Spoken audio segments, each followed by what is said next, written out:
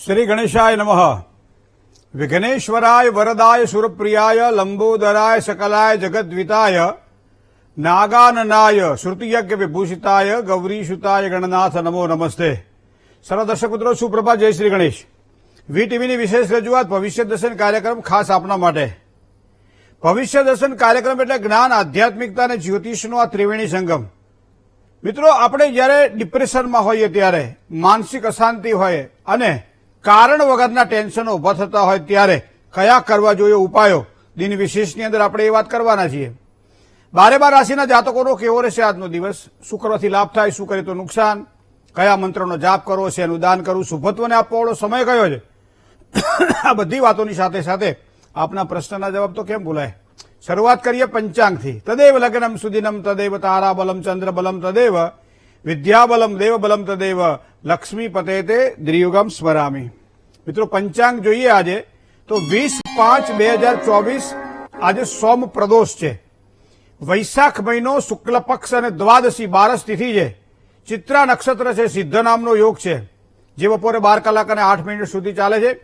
ત્યારબાદ વ્યતિપાદ યોગની શરૂઆત થશે। કરણ બાલવ છે, રાશિ કન્યા છે, પઠન અક્ષર છે જે સાંજે 4 કલાક અને 33 મિનિટ સુધી, અને ત્યારબાદ તુલા રાશિ કહેતા ર અને ત અક્ષર છે। તો આ પ્રમાણે આજનું ચંદ્રનું રાશિ પરિભ્રમણ છે। આજે સોમ પ્રદોષ છે, દિવસ આજે ઉત્તમ છે। જય ગણેશ। बुरा देखन में चला बुरा न मिलिया कोई, जाकी मैंने देखिया तो मुझसे बुरा न कोई। घणी वखत ज्यां शोधवानुं होय छे त्यां शोधता नथी, अने घणी वखत ज्यां नथी शोधवानुं होतो त्यां शोधीए छीए पछी दुखी थईए छीए के મને આ મળ્યું નહીં। અને એ મળ્યું નહીં એ ભાષા જ્યારે મનની અંદર સ્થિર થાય છે ત્યારે આપણે એને ડિપ્રેશન કહીએ છીએ, માનસિક અસ્વસ્થતા કહીએ છીએ, ટેન્શન કહીએ છીએ। તો મિત્રો, આજ તો ભગવાન ભોળાનાથનો દિવસ છે, કારણ કે આજે સોમ પ્રદોષ છે। પ્રદોષની ઉપાસના કરવાવાળા શિવ ભક્તોને ખૂબ ખૂબ અભિનંદન આજના દિવસ માટે કે ભગવાન શિવની એવી સુંદર મજાની ઉપાસના થાય કે જેના કારણે પરમાત્મા રાજી રહે। શિવે ભક્તિ શિવે ભક્તિ શિવે ભક્તિ ભવે ભવે ભવે ભક્તિ ભવે ભક્તિ ભવે ભક્તિ સદા શિવે। ભગવાનના ગુણગાન જેટલા કહીએ એટલા ઓછા છે, પણ આજે તો પ્રદોષકાળ કે સાયંકાળે ભગવાન શિવની પૂજાનું વિશેષ મહત્વ છે। એમાં ભગવાનને પંચામૃતથી સ્નાન કરાવીએ, ભગવાનને શુદ્ધ જળથી સ્નાન કરાવીએ, ગંગા જળથી સ્નાન કરાવીએ, બિલીપત્રને અર્પણ કરીએ પરમાત્માને। ઘણા બધા સારા સારા પૂજાના અવસરો જ્યારે મળતા હોય ત્યારે એવો એક પવિત્ર અવસર આજે છે। અને એ અવસરની અંદર મિત્રો આજે આપણે ભવિષ્ય દર્શનની વાત કરવી છે, ડિપ્રેશનની। આપને ખબર છે કે ડિપ્રેશન ક્યાંથી આવે છે? જો ડિપ્રેશન ક્યાંથી આવતી હોય ખબર પડે તો એના ઉપાય પણ આપણી પાસે હોવા જોઈએ। બીજું, તમને અને મને એ ખબર નથી કે માનસિક અશાંતિનું શું કારણ હોઈ શકે છે। નાની નાની બાબતોમાં સફળતા અથવા નાની નાની બાબતોમાં નિષ્ફળતા શું મને માનસિક અશાંતિ આપે છે? તો આવા સમયે ખરેખર જ્યારે સમય સારો ન હોય અને એવી માનસિક અશાંતિ જ્યારે આવતી હોય ત્યારે કયા કરાવે નુકસાન, એની આપણે વાત કરીએ દિન વિશેષની અંદર। આ મારો તમારો દરેકનો આ પ્રશ્ન છે, કારણ કે નથી કહેતા કે કરવા ગયા કંસાર અને થઈ ગયું થૂલું। એટલે સારું કરવા ગયા પણ સફળતા મળી નહીં। કોઈ પણ વ્યક્તિની સાથે વાત કરતા હોઈએ ત્યારે આપણે કંઈક સારું કહેવા માટે પ્રયત્ન કરતા હોઈએ, પણ ક્યાંક એવી વાત નીકળી જાય જેના કારણે સામે વ્યક્તિને અરુચિ લાગે આપણી વાતમાં અને એના કારણે આપણેથી નારાજ થઈ જાય। ક્યારેક ક્યારેક એવું બને કે અસફળતા પ્રાપ્ત થાય। કામકાજ કરીએ, માનો કે નોકરી કરી રહ્યા છીએ, સારામાં સારી નોકરી કરીએ છીએ, સારો સમય આપણે આપીએ છીએ, બોસને વાલા થવા માટે પ્રયત્ન કરીએ છીએ, કામકાજમાં વિશેષ ધ્યાન આપીએ છીએ, અને છતાંય અમુક સમય એવો આવી જાય છે જેના કારણે માનસિક ઉચાટ રહ્યા કરે કે આ કામમાં મને સફળતા મળશે કે નહીં મળે, મારો બોસ મારાથી રાજી થશે કે નહીં થાય, મારું કામ આગળ વધશે કે નહીં વધે, નોકરી મારી ટકશે કે નહીં ટકે। તો મિત્રો, આ ડિપ્રેશન છે। જે વસ્તુ થવાની છે એ થવાની છે, પણ નથી થવાનું એનું અગાઉથી ચિંતન કરવું આને આપણે ડિપ્રેશન કહીએ છીએ। WHO એક જેને કે સર્વેક્ષણ પ્રમાણે જો જોવા જઈએ અને અભ્યાસ પ્રમાણે જોવા જઈએ તો આ દુનિયાની અંદર 30 કરોડ લોકોમાંથી 5 કરોડ લોકો એવા છે કે જે ડિપ્રેશનમાં છે। તો એમાં તો 5 આપણે શેમાં આવીએ તો આપણે નક્કી કરી લેવાનું છે। પણ મૂળ મુદ્દે આ જ્યોતિષના માધ્યમથી ખાસ કરી પ્રદોષ છે, મહાદેવની જયારે ભક્તિ કરવાની હોય ત્યારે તન્મે મનઃ શિવ સંકલ્પ મસ્તો, મનને મહાદેવના ચરણમાં અર્પણ કરવાનું હોય ત્યારે આ ડિપ્રેશનના યોગોને આપણે જાણી શકીએ છીએ કે ક્યાં ક્યાં ડિપ્રેશન આપણને આવે છે। અસફળતા મળે તો પણ ડિપ્રેશન થાય છે, માણસના જીવનમાં ક્યાંક સંઘર્ષ આવે, ન થવાનું જાણ્યું જાનકી નાથે હવારે શું થવાનું છે, ડિપ્રેશન આવી જાય। શું કામ? કે સંઘર્ષથી ઝઝૂમવા માટે પ્રયત્ન કરતા હોઈએ છીએ અને એવા સમયે પણ જયારે સફળતા નથી હોતી મળતી ત્યારે તકલીફ થાય છે અને ડિપ્રેશનમાં માણસ આવી જાય છે. ખાસ કરી તમને કહું કે પ્રિયજનનો વિયોગ થાય ત્યારે પણ માણસ ડિપ્રેશનમાં આવી જતો જોવા મળે છે. ઘણી બધી બાબતો એવી છે, ખાસ કરી વધારે પડતો તણાવ પણ વ્યક્તિને એમ કહેવાય છે કે ડિપ્રેશનમાં લાવી દે છે. પારિવારિક હોય, નોકરી હોય, ધંધો હોય, આ બધાના ટેન્શનો પણ માણસને ડિપ્રેશન આપે છે. તો મિત્રો, આ ડિપ્રેશન એટલે માનસિક કોઈ પણ વસ્તુમાં જે કહેવાય કેપેસિટી ઉપરાંતનું ટેન્શન જે એટલે માણસ ફરતો હોય ને એને ડિપ્રેશન રહે જ. એને ખબર હોવી જોઈએ કે મારી કેપેસિટી શું છે. પણ આ દેખાદેખીનો જમાનો છે. છોકરા વિદ્યાર્થીઓને જયારે ભણાવવાના હોય ત્યારે પોતાનું ધાર્યું નથી કરતા, પણ બીજા શું કરે છે એના કારણે મારે કરવાની જે વાત છે અને નથી કરી શકતા એટલે ડિપ્રેશનમાં આવે છે. તો આ બધી વાતો આપણે જાણી શકીએ છીએ. બીજું તમને કહું, હવે માનો કે અસફળતા થઈ તો ક્યાં ક્યાં અસફળતા મળે? માનો કે ધંધામાં નુકસાન થાય તો વ્યક્તિને અસફળતા થઈ. સાથે સાથે માનો કે નોકરી છૂટી જાય તો અસફળતા થઈ. 2-4 મહિનાનો પગાર કંપની આપ્યો નહીં અથવા તો પગારની અંદર ઓછો મળ્યો અને એના કારણે અસફળતા પ્રાપ્ત થાય. બીજી વાત આવે સંઘર્ષની. સંઘર્ષ ક્યાં ક્યાં આવે? તો કે પોતાના અસ્તિત્વને ટકાવી રાખવા માટે માણસ મહેનત કરે છે અને છતાંય જ્યારે સફળતા નથી મળતી ત્યારે એ વ્યક્તિ ટેન્શનનો ભોગ બને છે.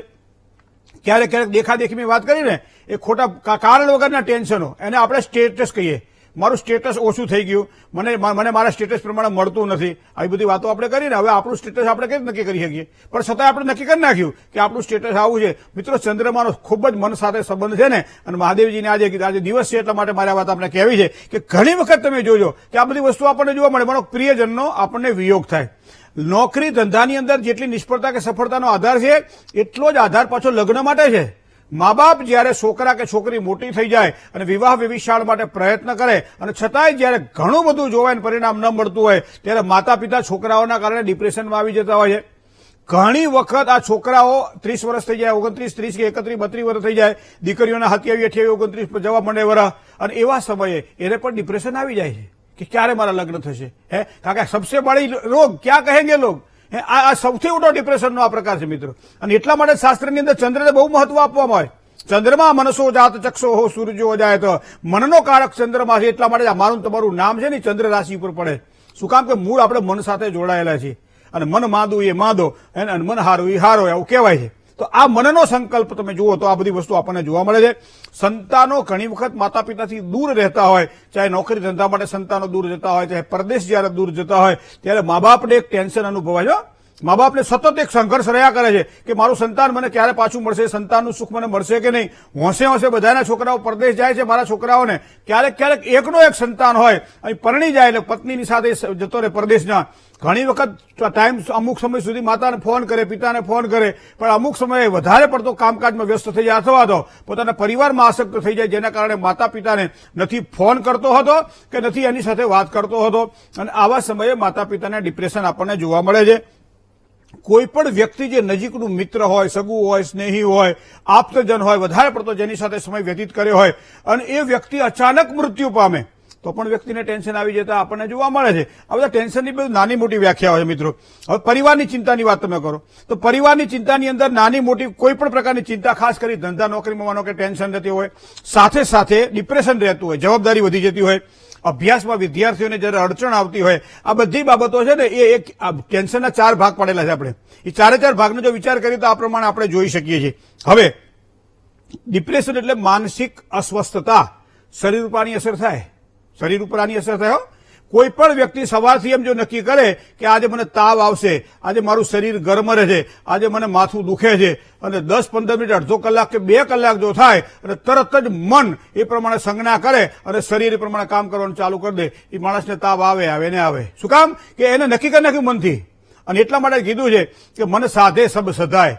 જો મનને તમે વશમાં કરી શકો છો, મતલબ પ્રકૃતિને તમે વશમાં કરી શકો છો, અને પ્રકૃતિને વશમાં કરી શકો છો તો ડિપ્રેશનમાં તમે મુક્ત થઈ શકો છો. અને એનો સીધો સંબંધ ચંદ્ર સાથે છે. અને એટલા માટે સોમવારે મહાદેવજીની પૂજા કરવાનો ખાસ કરી શાસ્ત્રમાં ઉલ્લેખ કરવામાં આવેલો છે કે સોમવારના દિવસે પ્રદોષ આવતો હોય ત્યારે, સોમવાર આવતો હોય ત્યારે, ચતુર્દશી કે 14 શિવરાત્રી આવતી હોય ત્યારે, અમાસ આવતી હોય ત્યારે મહાદેવજીની અચૂક પૂજા કરવી જોઈએ. કારણ કે આ બધી તિથિઓ છે ને થોડી ભારે તિથિઓ કહેવાય છે.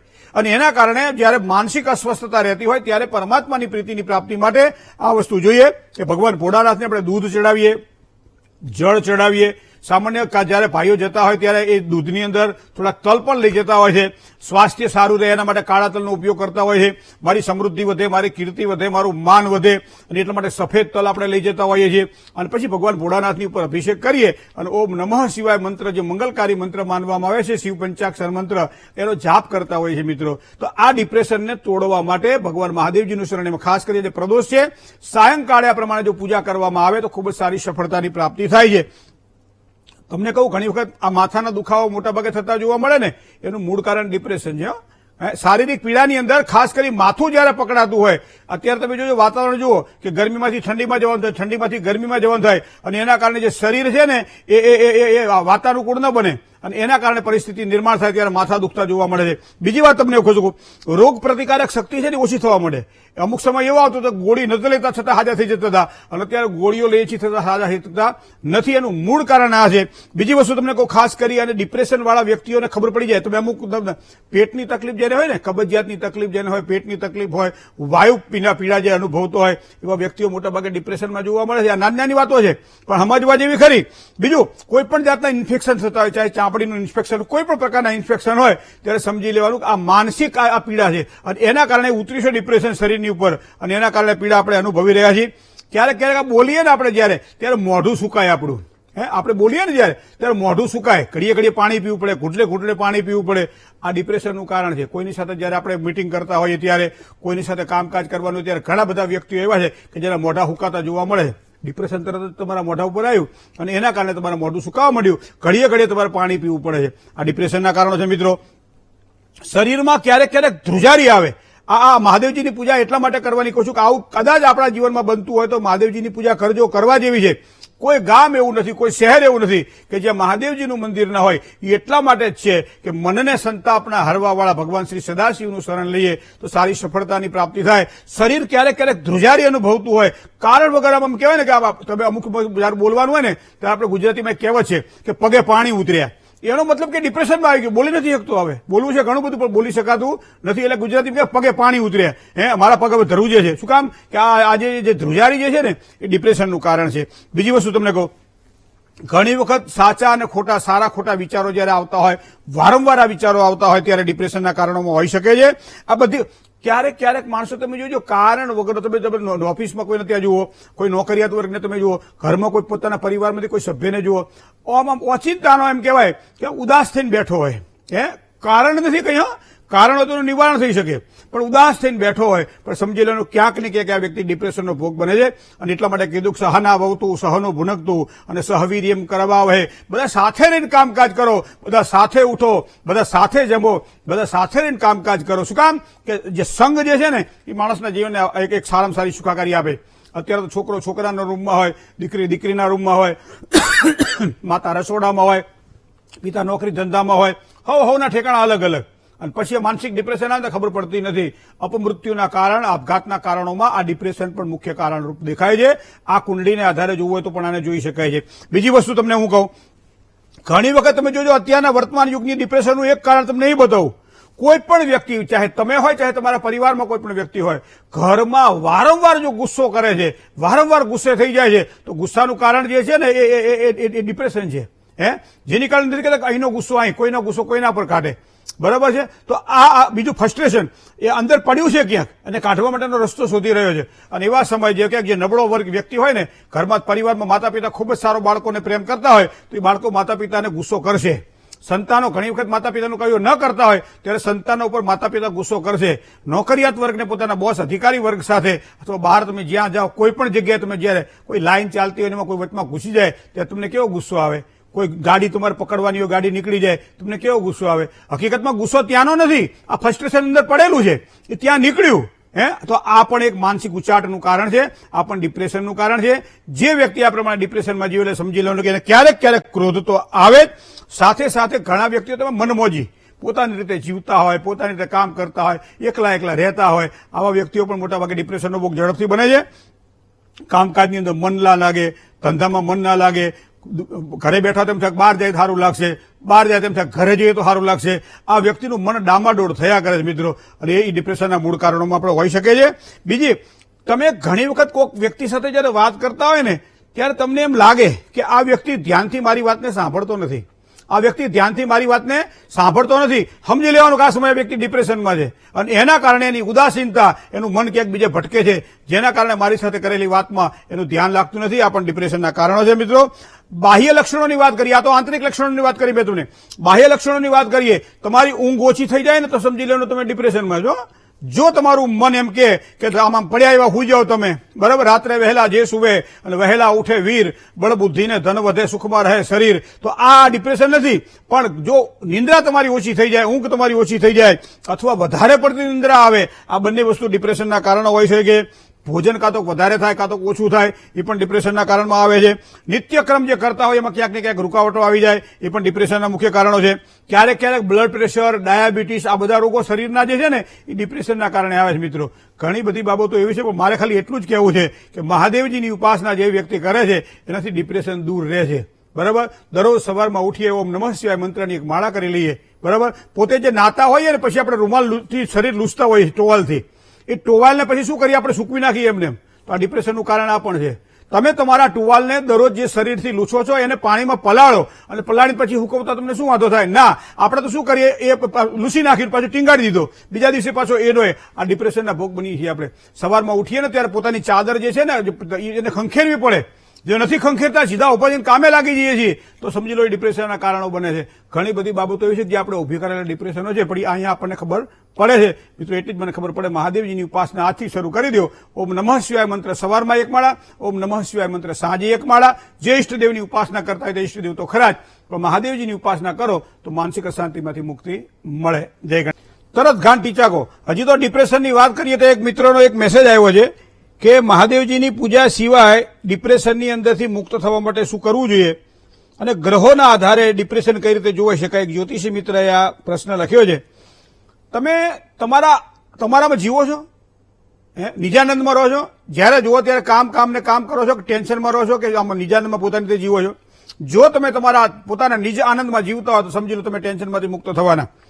કોઈ પણ કામકાજ એવા હોય કે જે મન ગમતા હોય, પોતાને ગમતા કામ, બીજાને ગમતા નહીં, પોતાને ગમતા કામકાજ હોય તમે કરો તો તમારું ડિપ્રેશન ઓછું થાય. ત્રીજી વાત હું તમને કરું, તમારા પોતાના માટે ક્યારે સમય કાઢ્યો? સંતાન માટે, પરિવાર માટે, ઘરવાળા માટે, મા બાપ માટે, બધા માટે તમે નોકરી ધંધામાં ટાઈમ કાઢ્યો? તમે તમારા માટે ટાઈમ કાઢ્યો કોઈ દાડો? જો તમારા માટે ટાઈમ કાઢો તો તમે ડિપ્રેશનમાંથી મુક્ત થઈ શકો. એથી તમને આગળ કહું કે તમે તમારા પ્રોફેશનમાંથી બહાર નીકળ્યા કોઈ દાડો? ઘરે કોઈ ડોક્ટર હોય, કોઈ વકીલ હોય, કોઈ પોલીસ ખાતામાં હોય, ગમે ત્યાં હોય, એની નોકરી પૂરી થાય એટલે મૂકી દે છે પોતાના વાઘા, બરાબર, અને ઘરે આવે એટલે ફ્રેશ થઈ જાય. આજે તમે જયારે જુઓ ને ત્યારે તમારે પોતાના અમુક સમય, હું તમને બહુ સરસ વાત કરું, સંગીતવાળા પણ જયારે સંગીત પૂરું થઈ જાય ને વગાડવાનું પછી એના તારને ઢીલા કરી દેતા હોય છે અને આપણે આપણા તાર કાયમ ટાઈટ જ રાખીએ છીએ, ગમે ત્યારે તૂટી જાય કે નક્કી રહેતું નથી. તો આ વસ્તુ છે, પ્રોફેશનમાંથી બહાર નીકળો.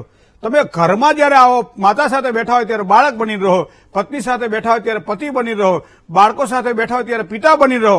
બધી જગ્યાએ એક જ વસ્તુમાં ઇગોઇસ્ટ થવું જરૂરી છે? નથી જરૂરી. આ ડિપ્રેશનના કારણે છે. બીજું તમને આગળ કહું, બધો મિત્રો વધારો. તમારી સુખ દુઃખની વાત કોઈ સાંભળી શકે એવા હોય એવા મિત્રોને તમે વધારો તો તમે ડિપ્રેશનમાંથી મુક્ત થઈ શકશો. સાથે સાથે કોઈને મદદરૂપ થાવ, કારણ વગરના મદદરૂપ થાવ. કારણ વગરના તો મદદરૂપ હોવું થાય, કારણ વગરના મદદરૂપ થાવ. અંદરથી તમને તમારો આત્મા કહી દેશે કે સાચું સુખ આમાં છે. સાથે સાથે બધાને માફ કરતા શીખો. આ ગાંઠો બધી વાળી છે ને આપણે મનોગ્રંથિ જેને કહીએ, એ ગાંઠો વાળવામાં કઈ થતું કઈ છે નહીં અને ટેન્શન અનુભવતા આપણે હોઈએ છીએ. તો આમાંથી તમે મુક્ત થાવ. બીજું કે દિલની વાત છે ને એ યોગ્ય વ્યક્તિને કહીને હળવા બનો. ઘણીવાર અંદર ધરબાયેલું હોય ને એના કારણે કોઈને કહી શકીએ નહીં અને એ પછી એક સમય ખબર ના પડે આપણે પણ ડિપ્રેશનમાં આવતા જઈએ અને એમ કરતા કરતા એવો એક સમય આવી જાય કે આપણને બધા જ માણસ એમ લાગે કે આ બધા ખોટા છે, આ બધા હરામી, આ બધા આવા છે, આ બધા તેવા છે, મારું પડાઈ લે છે, મારા પૈસા એઠી લે, આ બધી વાતો કરે. શું કામ ખબર? અંદરથી ડિપ્રેશનમાં છે એટલા માટે. મિત્રો ઘણી પણ ગ્રહોના આધારે પણ ડિપ્રેશનમાં કઈ રીતે આવી શકાય છે એની વાત આપણે કરીએ. પણ વાત કરીએ પહેલા ડિપ્રેશનની જયારે આપણે વાત કરી ત્યારે એક અમારા ભરતભાઈ રાવલ ગઢડાથી છે, બહુ એમને સરસ વાત લખી છે કે અરમાન જિંદગીના પૂરા થાય તોય ઘણું છે, બે ચાર કામ હાથથી સારા થાય તોય ઘણું છે. આ એક સરસ મજાની ક્યાંકથી પંક્તિ લાવેલા છે. મુશ્કેલ જિંદગાની એની તો મજા છે, મુશ્કેલ જિંદગાની એની તો મજા છે, જીગર જામ એના જીરવાય તોય ઘણું છે. અને પછી એમને લખ્યું છે કે ભાઈ તમે આ કાર્યક્રમનો સમય ફેરફાર કર્યો એ બદલ ખૂબ ખૂબ ધન્યવાદ, આભાર. ચલો તમારો પણ આ એક અનુકૂળ સમય છે કે 8 થી 9 વાગ્યા સુધી સરસ રીતે 1 કલાક તમે અમારી સાથે ગાળી શકશો એનો અમને પણ આનંદ છે ભરતભાઈ. જય ગણેશ. એક કોલર મિત્ર સાથે વાત કરીએ. હલો. હલો. જય ગણેશ. જય ગણેશ. જી. મારી દીકરી વિશે અવાજ પૂછવાનું કરો. છે. હા દીકરી માટે પૂછવાનું છે. બરાબર. જન્મ તારીખ? દીકરીની જન્મ, એનું નામ દર્શનાબેન, જન્મ તારીખ 31/5/97. કઈ? 31/5/97. હા. સમય? 4:55 સાંજે. બરાબર. જન્મ સ્થળ? હા, જન્મ સ્થળ અમદાવાદ. બરાબર. શું પ્રશ્ન હતો? એને હાથ પગ ને બહુ દુખે અને સંતાન પ્રાપ્તિનો. સંતાન પ્રાપ્તિ માટે તો બંનેની કુંડલી સાથે જોઈએ બેન. એવું? પતિ અને પત્નીની કુંડલી સાથે હોય તો સંતાન પ્રાપ્તિ માટે જોઈ શકાય. હા. બીજો પ્રશ્ન શું કર્યો? એને હાથ પગ ને એવું બહુ દુખે આમ. ઈ હારા ડોક્ટરને બતાવો. હે? આમાં એક પ્રશ્ન મારો તો છે ડોક્ટરને નહીં. બતાવી તોય પણ. હા. જય ગણેશ. બીજા એક કોલર મિત્ર સાથે વાત કરીએ. ભાઈ અવાજ કરજો થોડો. હા. હલો. હેલો. જય ગણેશ. જય ગણેશ. જય ગણેશ. જય ગણેશ. બોલો. હેલો. મારે બે સવાલ છે. મારા પતિ વિશે પેલા પૂછવાનું છે. હા. તેમનો જન્મ તારીખ છે 13/7/1981. બરાબર. જન્મ સ્થળ કોડીનાથ. સમય? સમય રાત્રે 8 થી 8:30 વચ્ચે. બરાબર. શું પ્રશ્ન હતો? મારા પતિને ઓચિંતાની જ કોઈ પણ ઉપાધિ આવે છોકરાઓ બાબતમાં, ને ઘરમાં લક્ષ્મી આવે છતાં પાસે નથી રહેતી. તમારાથી તો કોઈ ઉપાધિ નથી ને? હે? તમારાથી તો કોઈ ઉપાધિ નથી ને? હા, મારાથી કોઈ ઉપાધિ નથી. ને ઓચિંતાની આંખો જ બહુ આવે છોકરા બાબતની, કોઈ બીજા વસ્તુની. ઓચિંતાની ચિંતા, ઘરમાં હસ્યું ખસ્યુંનો માહોલ હોય ને ઓચિંતાની ઉપાધિ આવે. હવે જો તમને કહું, મકરાધિપતિ શનિ, લગ્નેશ છે શનિ. શનિ એટલે મહેનતનો કારક ગ્રહ થયો. હવે આ શનિ કુંડલીમાં જો જોવા જઈએ તો એ પોતે ભાગ્યસ્થાનમાં બેઠેલો છે. તો ભાગ્યસ્થાનમાં બેઠેલો શનિ 3 દ્રષ્ટિની અંદર એક સ્થાન લાભ સ્થાન આવે છે, જ્યાં લાભ ઓછા થાય નુકસાન વધારે કરાવડાવે.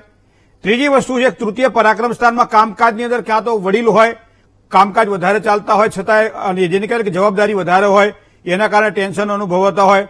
ઘણી બધી બાબતો એવી છે.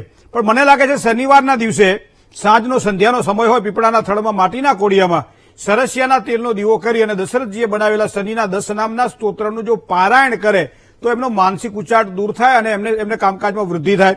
બીજી વસ્તુ તમને કહું, શુક્ર 7મા સ્થાનમાં રાહુ સાથે યુતિમાં છે. બને ત્યાં સુધી કરજ નહીં કરવું બહુ મોટું, અથવા તો કોઈની સાથે કામ નહીં કરવું. સ્વતંત્ર કામકાજ કરવા માટે પ્રયત્ન કરવો, જેના કારણે થોડાક ટેન્શનો ડિપ્રેશનો થોડા ઓછા થાય.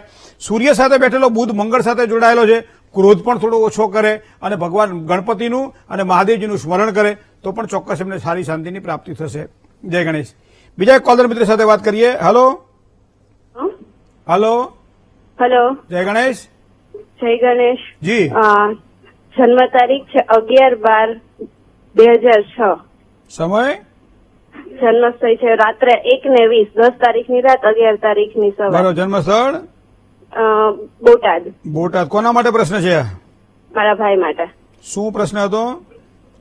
એને ફ્યુચરમાં એ MBBS માટે વિચારે છે, તો એમાં એને સારું છે કે નહીં? વૃષભાધિપતિ શુક્ર કુંડલીની અંદર જો જોવા જઈએ બેન તો ધન રાશિમાં બેઠો છે 5 અંશનો ચોથા સ્થાનની અંદર. તો એના અભ્યાસની અંદર એને સારી સફળતાની પ્રાપ્તિ થાય એવા યોગ બની રહ્યા છે. હવે ગુરુ સાથે બેઠેલો મંગળ, સૂર્ય સાથે બેઠેલો બુધ, આ 4 ગ્રહો એક જ સ્થાનમાં છે, જે ઉચ્ચતર અભ્યાસક્રમ ઉપર પૂર્ણ દ્રષ્ટિ કરી રહ્યા છે. મતલબ કે શાંતિથી સ્વસ્થ ચિત્તે અને ફક્ત અભ્યાસમાં ધ્યાન આપશે તો ચોક્કસ એને સારી સફળતાની પ્રાપ્તિ થશે. 2027-2028 સુધી એના અભ્યાસના સારામાં સારા યોગ દેખાઈ રહ્યા છે, એટલે વિશેષ કોઈ ટેન્શનનું કારણ દેખાતું નથી. ચંદ્ર શનિનો એક વિષ યોગ બની રહ્યો છે અને 12મા સ્થાનમાં છે. ચંદ્ર એટલે તો મનનું કારક ગ્રહ છે અને એમાં પાછો શનિ સાથે યોગ આવે એટલે વિષ યોગ કહેવાય. તો એનું દોષ નિવારણ પણ શાસ્ત્રમાં બતાવવામાં આવેલું છે. કારણ શું છે કે શ્રી કામ સિદ્ધિ કામો વા ગ્રહ યજ્ઞમ સમાચરેત. ગ્રહ યજ્ઞની સાથે આ વિષ યોગના દોષનું જો નિવારણ કરાવડાવવામાં આવશે તો ચોક્કસ સારી સફળતા મળશે. જય ગણેશ. મકર રાશિની વાત કરતા પહેલા કોલર મિત્ર સાથે વાત કરી લઈએ. હલો. હલો. હલો. જય ગણેશ. હા. નામ છે પ્રેમી. જી. 11/12/99. 11/12/99 બપોરના 3:05. બરાબર. જન્મ સ્થળ? અને વડોદરા. બરાબર, શું પ્રશ્ન હતો? બાપાનો અને એ એમબીમાં અભ્યાસ કરવા માંગે છે, સાહેબ ખરો? અત્યારે શું ભણે છે? ઈ ત્યાં થઈ ગયો છે મિકેનિકલ. તમે બોલો છો મને પૂરું સમજાતું નથી. બી મિકેનિકલ થઈ ગયો છે. આટલું બધું ભણે છે, તમે સમજાતું નથી એટલું બધું ભણે છે?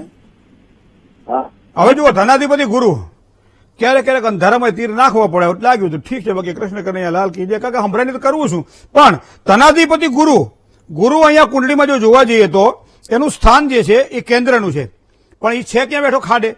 મતલબ કે અભ્યાસમાં મહેનત વધારે કરવી પડશે. બીજી વસ્તુ એ છે કે ઉચ્ચ અભ્યાસ માટે, સારી સફળતા માટે ગુરુનું એક રત્ન પહેરવું પડશે, પોખરાજ. 4 થી 7 કેરેટનું લેવાનું. સોનામાં પહેરી શકાય તો ઠીક છે, બાકી પંચધાતુઓ વીંટી બનાવીને પહેરી શકાય છે. તો આ પ્રમાણે એ પહેરશે તો પણ એને સારી સફળતાની પ્રાપ્તિ થશે. સાથે સાથે એને સૂર્ય અને બુધ ખાડામાં પડેલા છે. વૃશ્ચિક રાશિમાં છે. દરરોજ સવારમાં સૂર્યનારાયણને જળ ચડાવે અને બુધવારે મગનું ભોજન કરે. જો આટલી વસ્તુ અભ્યાસ માટે ખૂબ જ સારી છે. અભ્યાસમાં આગળ વધવા માટે ખૂબ જ સારો લાભ કરાવડાવશે. જય ગણેશ. બીજા એક કોલર મિત્ર સાથે વાત કરીએ. હેલો. હેલો. જય ગણેશ. જય ગણેશ. મુકુંદભાઈ, જય ગણેશ. જય ગણેશ. હેલો. હા, જય ગણેશ. મારા દીકરાનું નામ સાગર છે. એની જન્મ તારીખ છે 16/6/98 ને જન્મ સમય છે 7:45. સવારમાં સાંજે 7:29 ખરા. હા, તો એમને કેનેડા છે મારો દીકરો. એનું ફિલ્ડ છે સિવિલ. હવે એનું ભણવાનું પૂરું થઈ ગયું છે, તો એના ફિલ્ડની નોકરી ક્યારે મળશે અને એના લગ્ન યોગ ક્યારે છે? એને નોકરી માટે, સારી નોકરી માટે હજી 1 વર્ષ રાહ જોવી પડશે.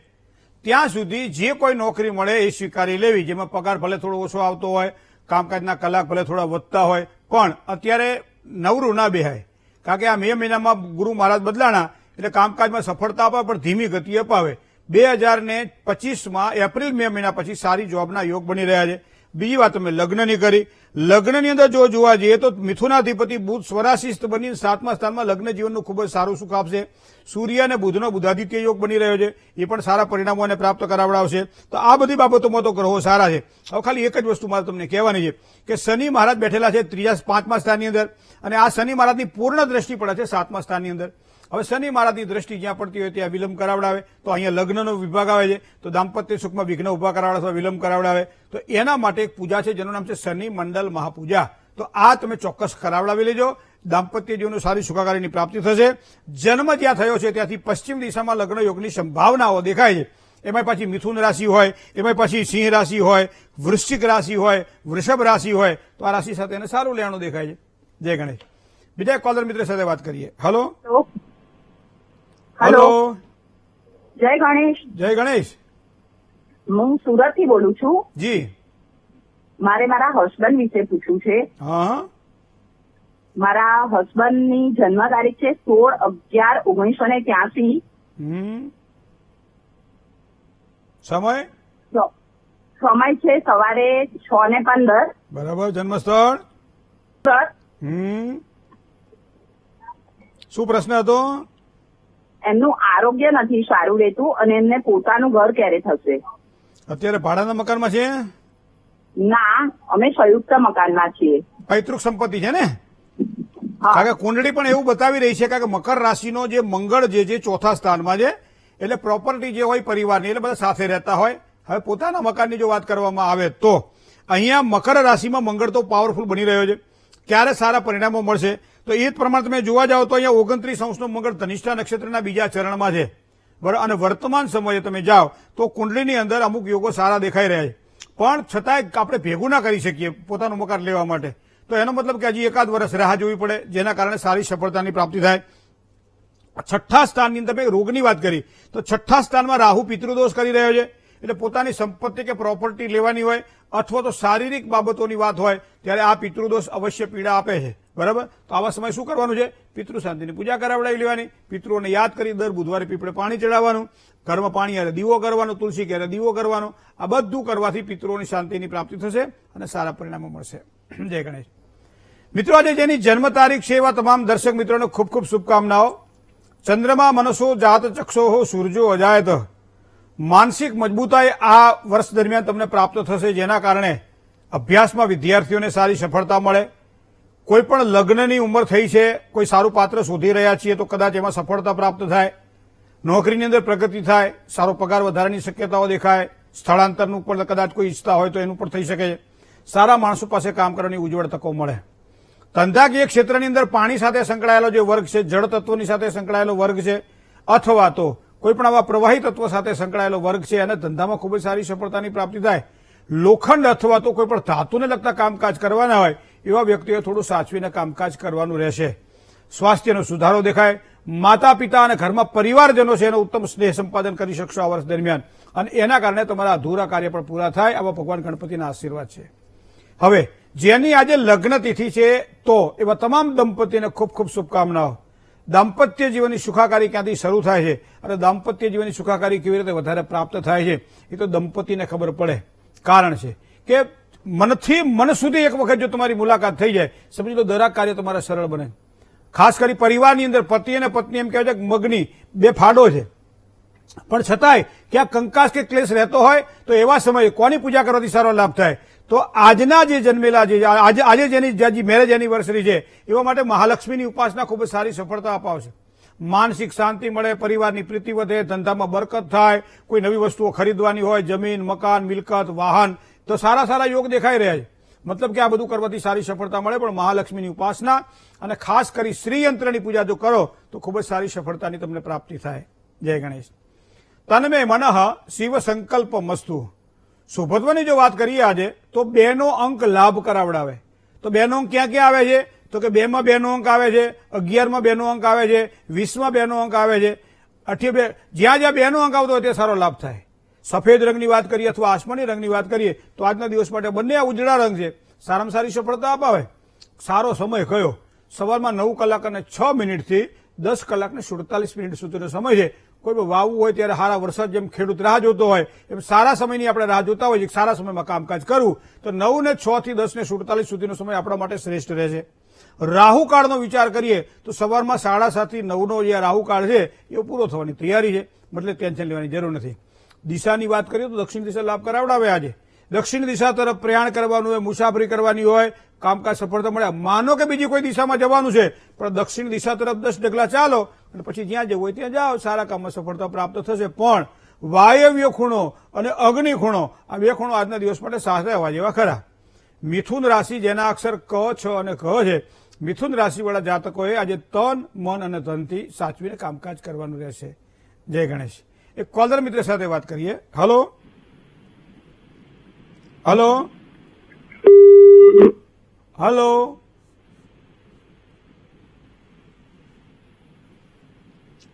લાગે છે કોલર સાથેનો સંપર્ક કપાઈ ગયો છે. શું કરવાથી લાભ થાય, શું કરીએ તો નુકસાન થાય, કયા મંત્રનો જાપ કરવો જોઈએ, શેનું દાન કરીએ તો વધારે સારી સફળતા મળે, એ વાતે પણ કરીએ નાનકડા વિરામ બાદ. સમય બદલ્યો છે, ઘણી બધી અનુકૂળતા દેખાય છે. અહીં પણ પ્રદેશની અંદરની વાત પણ કરીએ તો મનોજભાઈ શુક્લાએ લખ્યું છે કે ભાઈ very good to for time change watching you. 1 કલાક વહેલું ઊંઘવા મળશે એવું એમનું કહેવું છે. તમારો કાર્યક્રમ જોયા વગર ઊંઘ નથી આવતી, પણ હવે સારું છે કે 1 કલાક વહેલું અમને ઊંઘવા મળશે. જય ગણેશ. આ રીતે જોતા રહેજો. શું કરવાથી લાભ થાય? મહાદેવજીને કેળાનો પ્રસાદ ધરાવો તો આજનો દિવસ તમારા માટે ખૂબ જ સારો લાભ કરાવડાવે. સમય અને સંપત્તિ આ બંનેનો દુરુપયોગ ન થાય એનું ધ્યાન રાખજો.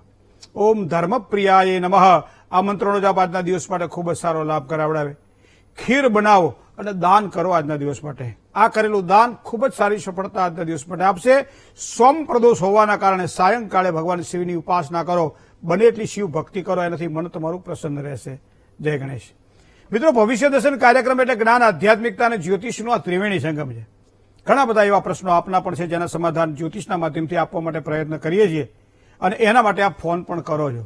પણ ક્યારેક એવું બને કે ભાઈ આ તો કેવું છે કે રાત ટૂંકીને વેહ જાજા, ક્યારેક તમારો ફોન ન લાગતો હોય તો શું કરવું? તો એના માટેની એક સુંદર ઉપાય છે અને એ છે પત્ર વ્યવહારનો. તો પત્ર દ્વારા તમે તમારા પ્રશ્નોને અમારા સુધી પહોંચતા કરી શકો છો અને આપના પ્રશ્નો રજૂ કરી શકો છો. એના માટેનું અમારું સરનામું પણ આપ નોંધી લેશો.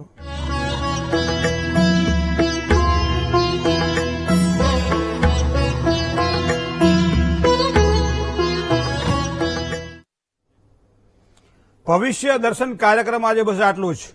હવેથી નિયમિત રીતે આ કાર્યક્રમ આપણો સવારમાં 8 થી 9 દરમિયાન ચાલશે. તો આ સમયને ધ્યાન રાખજો. સગા વહાલા મિત્રો સ્નેહી સંબંધીઓ જે કોઈ ભવિષ્ય દર્શન કાર્યક્રમ જોતા હોય એને ફોન દ્વારા જાણ કરી દેજો કે હવે આ કાર્યક્રમ 8 વાગ્યાથી ચાલુ થઈ રહ્યો છે, જેના કારણે સૌને સરખો લાભ મળે. આજે મને રજા આપશો. રૂબરૂ મળવાની મુલાકાતની ઈચ્છા હોય તો મોબાઈલ નંબર આપવામાં આવે છે, એપોઇન્ટમેન્ટ લઈ અને ચોક્કસ આપ મળી શકો છો. સૌ સ્નેહી મિત્રોને જય ગણેશ.